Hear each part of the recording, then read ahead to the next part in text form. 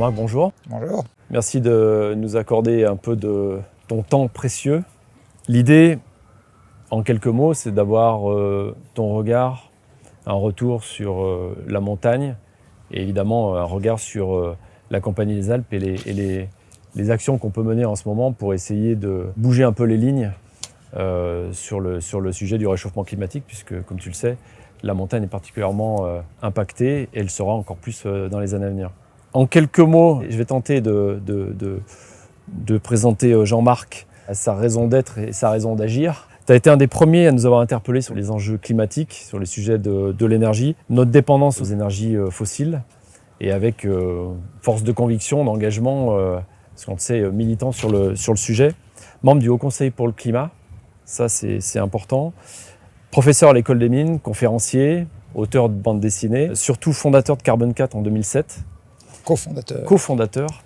Le Shift Project, qui est un laboratoire d'idées qui traite notamment des sujets d'une économie qui serait libérée de ses contraintes carbone. Pour ceux qui n'auraient pas encore lu Le Monde sans fin, visiblement mu par une énergie inépuisable.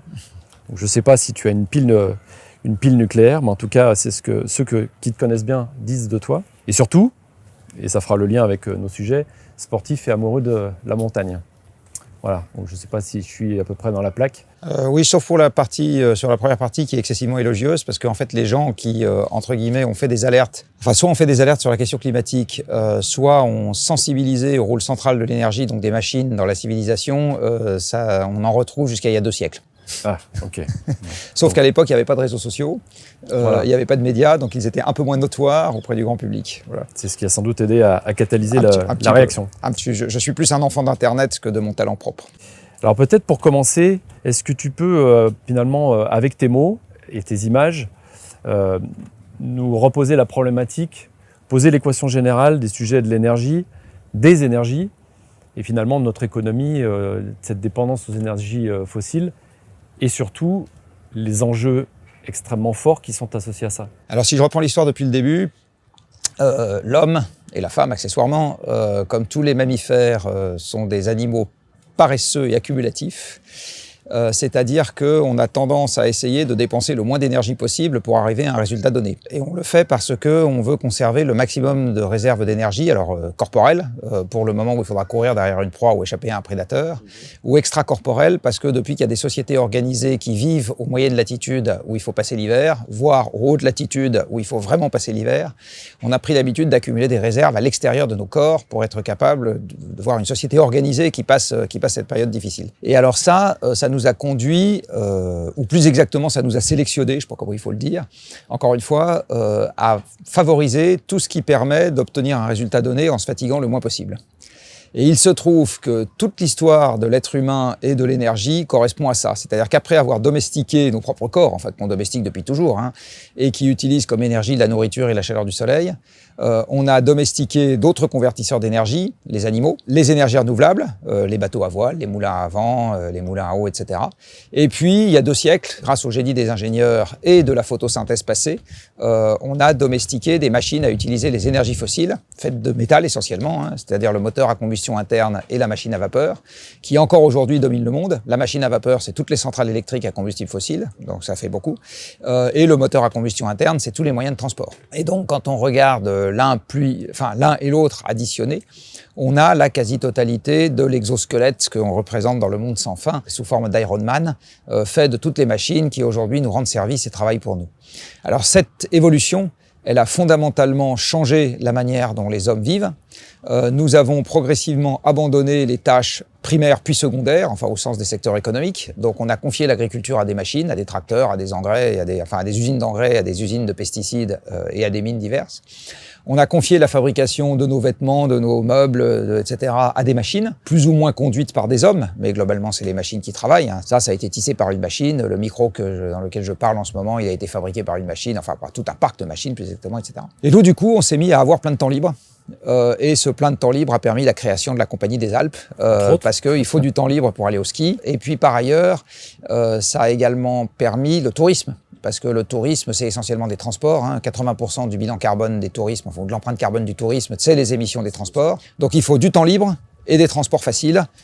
C'est grâce à ça qu'on a du tourisme. Le monde moderne est un enfant de cette profusion énergétique. Et c'est un enfant de cette profusion énergétique dans un climat qui n'avait pas encore trop varié, parce que cet usage abondant de l'énergie a notamment pour conséquence de modifier le climat à large échelle, mais il y a un effet retard. Donc en fait, il y a une période bénie, pendant laquelle ça peut être la fête du slip en ce qui concerne l'énergie, et on n'a pas encore commencé à payer la facture au niveau du climat ou au niveau d'un certain nombre d'autres externalités qui arrivent avec un effet retard. Voilà. Donc on est en train de vivre la fin de cette période bénie où on avait la corne d'abondance, et pas encore l'inconvénient d'avoir un tout petit peu vendu notre âme au diable en échange de la corne d'abondance. Voilà, c'est ça la période dans laquelle on est aujourd'hui. Comment est-ce que tu vois les choses, toi, aujourd'hui, en montagne et pour la montagne dans les années à venir? Alors, il faut dire qu'on n'aurait pas de problème avec l'économie du tourisme en montagne si le pétrole et le gaz et le charbon n'avaient jamais existé, puisque la montagne ressemblerait aujourd'hui à ce qu'elle avait toujours été, c'est-à-dire une zone d'agriculture, de subsistance et de vie difficile.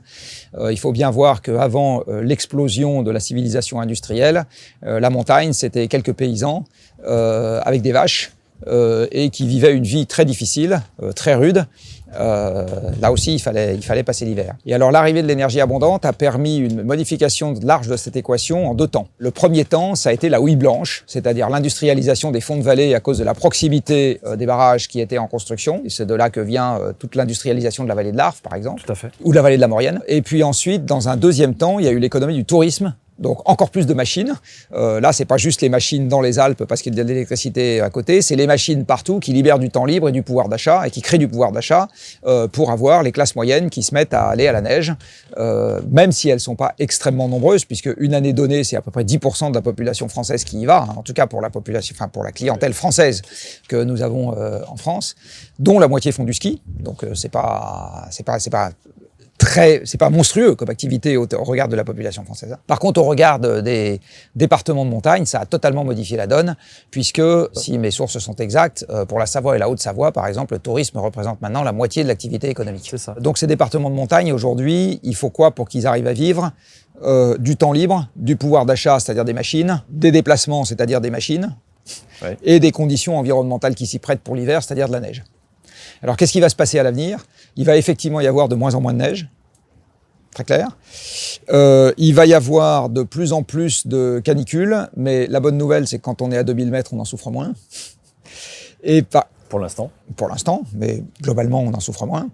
Et il va y avoir de moins en moins de pouvoir d'achat, et en fait, on le constate déjà, puisque si nous avons les mêmes statistiques qui ont été reprises il n'y a pas longtemps dans un très bon rapport de la Cour des comptes sur l'économie du ski, le nombre de journées skieurs a commencé à baisser en France depuis 2007, qui se trouve être, comme par hasard, le maximum d'approvisionnement énergétique européen, le stress sur l'approvisionnement énergétique européen a démarré en 2007, notamment à cause du pétrole, ça s'est mis à décliner derrière, avec en plus une segmentation de la clientèle, avec une clientèle française qui a plutôt tendance à s'éroder encore plus vite que ça, et une clientèle étrangère qui, elle, compense.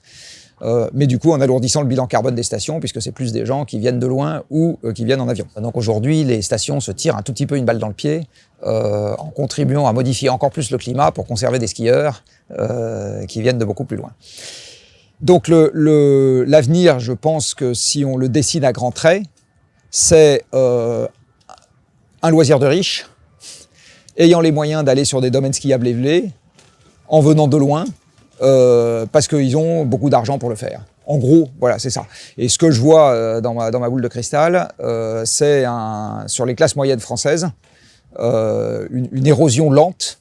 D'abord parce que c'était des gens qui allaient traditionnellement dans des stations pas très chères, donc des stations de moyenne montagne, enfin de moyenne altitude, ou de pas suréquipées, etc. Donc c'est pas eux qui vont à Courchevel, hein, clairement. Et c'est des domaines qui vont souffrir à la fois à cause du manque de neige et à cause du manque de capacité financière de ces stations, parce que c'est des petites stations, donc ils n'auront pas les moyens de se suréquiper en enneigement artificiel ou en faire des pistes de ski indoor comme à Dubaï.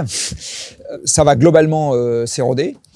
Ce qui veut dire également que l'économie touristique de ces départements alpins, pour le moment, arrive à compenser avec la clientèle à très fort pouvoir d'achat qui va à Courchevel la baisse du nombre de journées skieurs, mais c'est pas sûr que ça dure éternellement.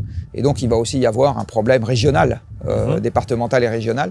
Et je pense que les Pyrénées sont en train de le vivre à vitesse accélérée parce que eux, plus encore que les Alpes, ils n'ont pas de station de haute altitude.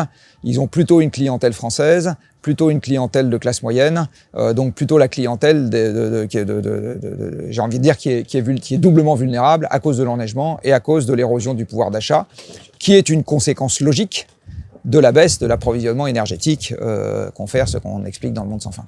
Comment tu vois une montagne qui aurait réussi une partie de sa transformation à horizon 10-15 ans? Alors, il y a une partie qui dépend de vous et une partie qui ne dépend pas de vous. Ce qui dépend absolument pas de vous, c'est l'enneigement naturel.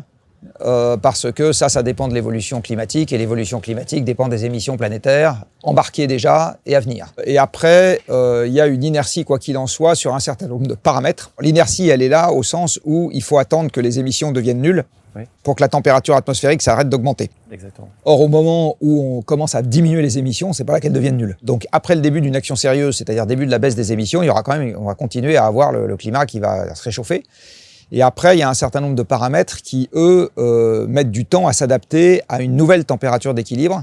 Les écosystèmes, la propagation de l'onde de chaleur dans le pergélisol montagnard, parce que ça met du temps avant qu'une nouvelle température d'équilibre se propage dans le pergélisol et ne déstabilise la montagne. Il y a 1 an et demi, les guides avaient refusé de monter sur le Cervin parce que le Cervin, qui est un infâme tas de cailloux tenus ensemble par le pergélisol, comme il avait fait extrêmement chaud, c'était à l'été 2022 si ma mémoire est bonne, les parpaings commençaient à descendre avec une telle fréquence que les guides avaient dit au mois d'août, nous on n'y va plus, quoi. Même pour l'accès au Mont Blanc, il y a des zones maintenant. Alors il y a Mont Blanc, c'est pareil, mais le Cervin, moi je m'en rappelle parce que ça m'avait, là les guides avaient vraiment dit plus une course, plus rien. Et puis par ailleurs, comme on est en train de faire une expérience pour la première fois, le réchauffement climatique, on va avoir des surprises. La réponse de la masse glaciaire à une température nouvelle stabilisée, c'est pareil, ça prend des décennies. Là, quels que soient les scénarios, en gros, les Alpes sont partis pour perdre 90% de leurs glaciers. Bon. Donc ça, c'est pareil. Alors, ça va pas arriver en une semaine, mais c'est un phénomène qui va continuer. Ce qui veut dire qu'à l'aval, le débit d'étiage des fleuves va fortement diminuer l'été, parce que du coup, il y aura rien pour soutenir le débit. On a le cas, nous, de l'Isère en Savoie, typiquement, qui est alimenté à 50% par les glaciers. Donc ça va malheureusement se renforcer.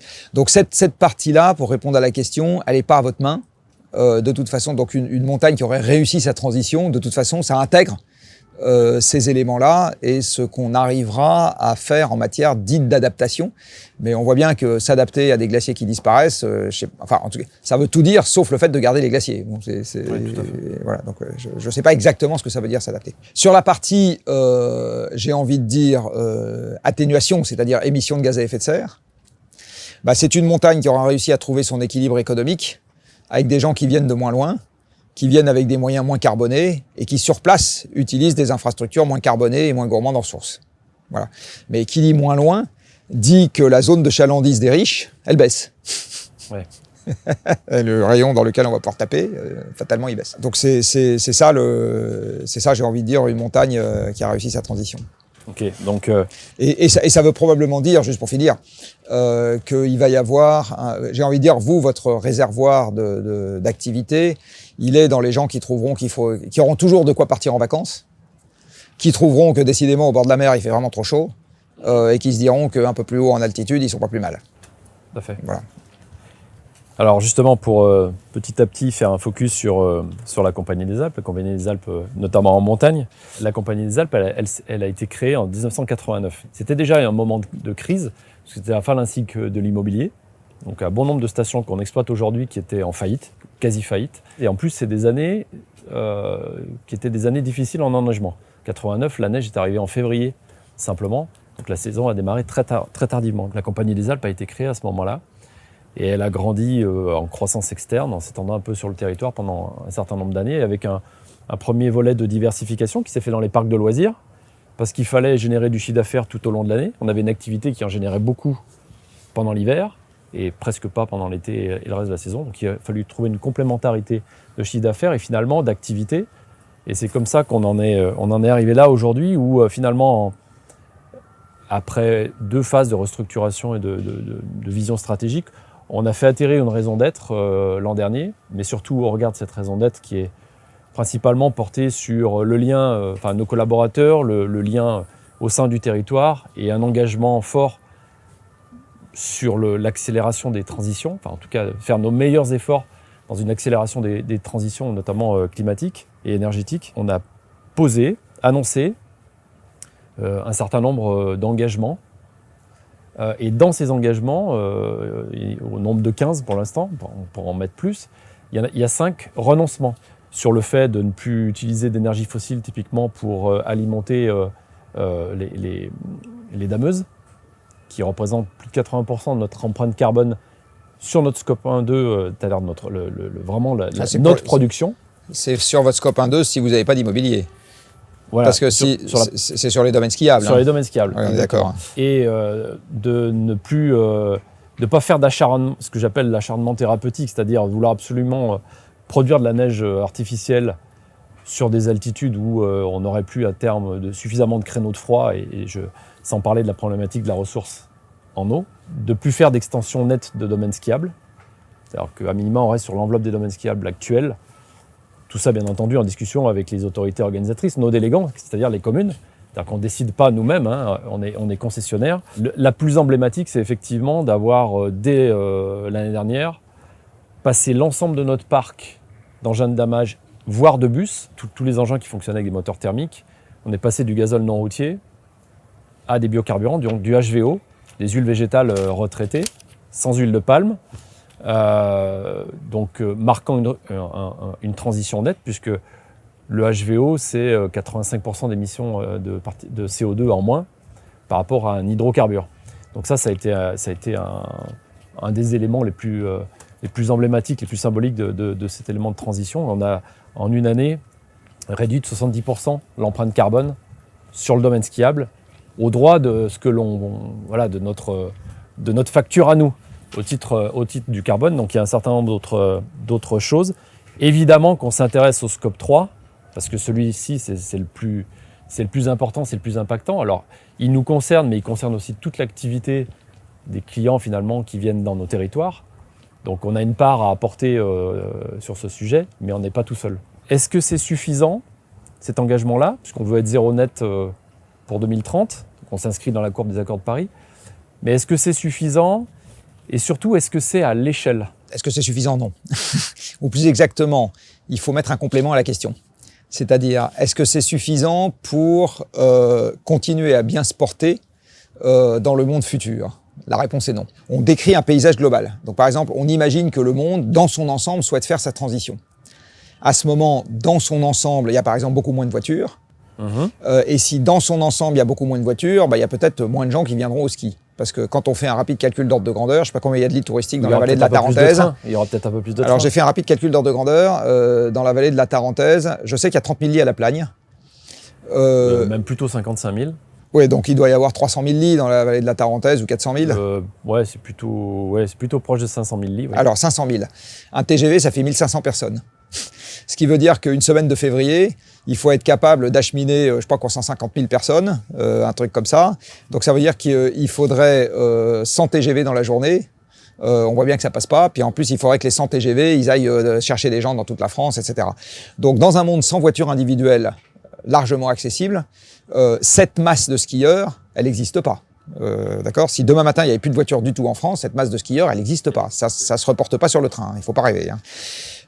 Donc, dans un monde, par exemple, qui réaliserait sa transition dans son ensemble, ou une Europe qui réaliserait sa transition dans son ensemble, si on imagine que le parc de voitures est divisé par 2 à 3, indépendamment de l'horizon de temps, je ne suis pas en train de parler de 2030, 2040, la question c'est, est-ce que notre business, il survit ou pas dans ce monde-là ? Bon, et ça, faire du HVO dans les dameuses, c'est évidemment une bonne idée, mais ça ne répond pas à la question que je viens de poser. Je suis désolé d'être aussi direct, ma réponse c'est que ça marche un petit moment, c'est-à-dire ça marche dans une société dans laquelle quelque part il n'y a pas de grandes modifications qui s'opèrent. L'image de marque est le truc qui domine, ou plus exactement, c'est le déterminant du premier ordre, c'est la valeur de la marque aux yeux des clients. Donc c'est le nom de la station, etc. Et puis bon, ok, c'est sympa que la station fasse des efforts, mais c'est dans un monde qui transitionnerait pour de vrai, j'ai envie de dire, de gré ou de force, ça répond pas, c'est pas suffisant pour répondre à la question. Donc une première manière de répondre à la question, c'est de se plonger dans un univers qui a sa cohérence propre. Par exemple, la transition de gré. par exemple, la transition de force. Alors la transition de force, c'est quoi? C'est d'ici à 2050, il y a 10 fois moins de pétrole qui rentre dans l'Union européenne. Pas 2 fois moins, pas 5 fois moins, 10 fois moins. Ce qui n'est pas un truc impossible, hein. Que fait la Compagnie des Alpes dans un monde qui a 10 fois moins de pétrole? Est-ce qu'il y a toujours suffisamment de riches qui ont les moyens de venir en jet privé jusqu'à Annecy et donc c'est pas un sujet? Est-ce qu'il n'y a pas les moyens? Je ne sais pas, mais il faut regarder aussi. Et là, parce qu'en gros, la résistance d'une chaîne, c'est la résistance de son maillon le plus faible. Tout à fait. Et son maillon le plus faible, j'insiste, ça ne veut pas dire qu'il ne faut pas s'occuper des dameuses, mais ça ne sera pas le carburant des dameuses. Et en plus, le monde, il est multidéterminé. Il n'y a pas que le climat à un instant donné qui se passe, ou plus exactement, il y a les conséquences de tout ce qui se passe dans le monde sur le monde lui-même. Donc il y a des aspects géopolitiques. Au moment du Covid, j'imagine qu'il y a quand même eu un peu de... Là, pour le coup, un petit trou dans les recettes. Exactement. Et on n'est pas à l'abri que ce genre de trucs reviennent. Voilà, donc mais sur la partie climat, encore une fois, j'insiste, il faut bien voir à quelles questions on répond. Et aujourd'hui, là, je vais me permettre de répondre avec ma casquette Carbone 4. Globalement, les acteurs qui s'attaquent à ce genre de problème le font encore en étant sous-équipés l'essentiel du temps, en moyens intellectuels et en méthodes pour s'attaquer proprement au problème. Alors, c'est à la fois parce qu'ils réalisent pas bien et un tout petit peu parfois du déni, parce qu'ils se disent, bon, dépêchez-nous de ne pas trop regarder, parce que des fois qu'on apprenne des mauvaises nouvelles, on ferait mieux de s'occuper d'autre chose. Je pense qu'il y a un mélange des deux. Parce qu'on a analysé le sujet sur notre périmètre déjà, parce que commençons par balayer devant notre porte. Bien sûr que changer le carburant ou l'engagement zéro net est quelque chose que l'on doit faire, que tout le monde doit faire d'ailleurs si on veut avoir des résultats. Et c'est important, parce qu'il y a une exemplarité peut-être encore plus forte pour la CDA que de donner un peu le lead sur ce sujet-là. La deuxième partie de la question concerne qu'est-ce qu'on pourra faire demain dans une montagne où il y aura potentiellement moins de neige, ça on le sait. Ça demande un diagnostic complet parce qu'une fois qu'on a dit il n'y a pas de neige potentiellement, on a tout dit et rien dit. La question du réchauffement climatique, elle peut handicaper le tourisme d'été. Parce que quand les gens viennent, il y a des canicules et les trains circulent plus, parce que j'en sais rien. Donc, il faut regarder. Sur la partie risque de transition, il n'y a pas que la Compagnie des Alpes qui va transitionner. Vous allez pas, vous, transitionner dans un monde resté inchangé. Donc, la bonne question à se poser, c'est si le monde transitionne dans son ensemble, qu'est-ce que ça induit comme changement de contexte pour nous et quels sont les risques que ça amène? La mauvaise nouvelle, c'est donc que j'ai pas de réponse déjà toute faite. La bonne, c'est qu'il y a des méthodes pour aborder ce genre de questions. Si on devait peindre un tableau ou prendre une photo de la CDA qui a avancé sur sa transition, son écosystème aussi, à une vitesse X, quelle image ce serait pour toi? La seule chose dont je suis sûr, c'est qu'on n'a pas de réponse satisfaisante à apporter à ces questions sans y mettre des moyens. Ça, c'est totalement sûr.